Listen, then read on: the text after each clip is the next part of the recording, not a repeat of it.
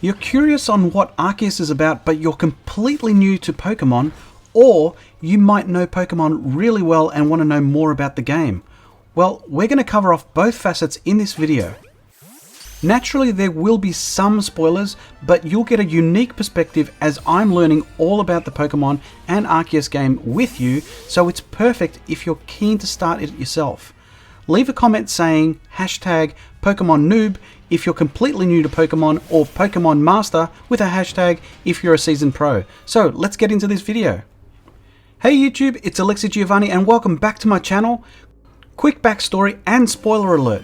You're an unnamed character that falls through time, or something, I'm not quite sure just yet, and land in a village.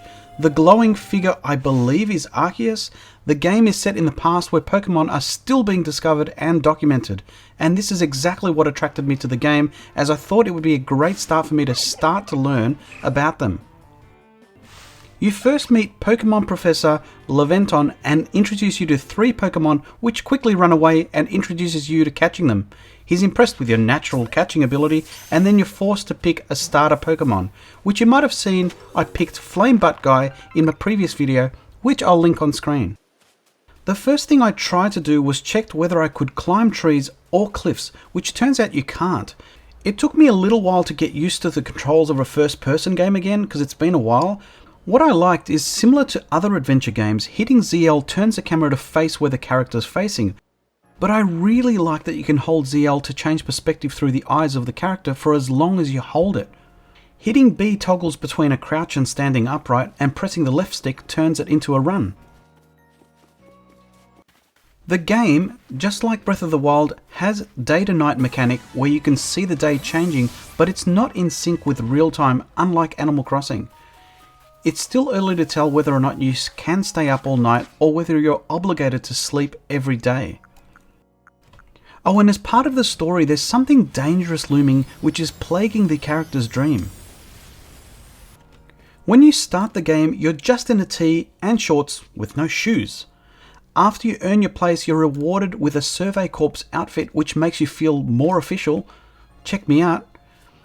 I haven't progressed enough in the game, but I do understand that you can buy other clothing to give yourself a unique look. This also includes changing your eye colour, hair colour, style, eyewear and headwear, I think. The game gives you expected missions which you must complete to progress in the story, but you also get optional requests or favours which gives you extra consumables. Each of these tasks can be activated, which allows you to hone in on the direction and the distance of where to take the next action. Here I am being given some potion for completing one of my requests, which you can use to heal your Pokemon. Whilst I am new to Pokemon, I do know the general gist. As the song goes, gotta catch them all, which is what you need to do. Some of these are docile and easy to catch, like these tame creatures. Others you need to hide from in the tall grass to sneak up on them, as they're a little bit skittish. As you progress through the game, you do need to use a Pokemon to battle and wear them down.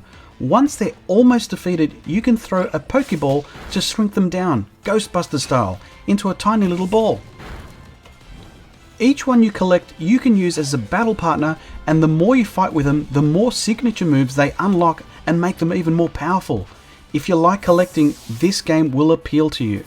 Even at the start, there seems to be heaps to collect, all of which is a mixture of being really cute and sometimes being a little bit scary. You can mix up your battle attacks from an agile to strong attack, which impacts how much damage you inflict and how long it takes for you to recover. Each one that you battle with or capture teaches you more about the species, which generally you need to work to creating an equivalent zoo which sends them to a pasture. I do enjoy the fact that you have to hunt both genders of Pokemon, which have their own unique look, and you can tell the male and females apart. The game is thoroughly explained, so I believe it's targeted to noobs like me, but it caters to Pokemon fans. Some masters might get frustrated with the over-explaining, but it really suits me fine. I was impressed to see such a detailed chart which explains which Pokemon are best dueled with other types. I'm not even going to try to explain it right now, but I know that it's complicated enough to keep me interested. This aspect seemed to impress my youngest son, Producer Man, who is the one that's most into Pokemon in our family. It's that you can change the angle of the fight. You're not stuck as a bystander and actually get involved in the fight. I also found that you can get hit despite the fight being amongst two Pokemon. You can switch up your Pokemon mid-battle whether they faint or if you realize that based on their complexity of their types is not working against a given Pokemon. Don't worry, the Pokemon doesn't die, or at least I hope it doesn't die, because you can revive it with potions again later. You're paid in currency for jobs and tasks you complete, so you kinda have a job. This allows you to upgrade your clothing. Every so often you're given a recipe to be able to craft your own Pokeballs, which I found some peace with having played Animal Crossing for so long. Unlike Animal Crossing, you can craft more than one thing at a time. Come on Nintendo, we're all asking for it.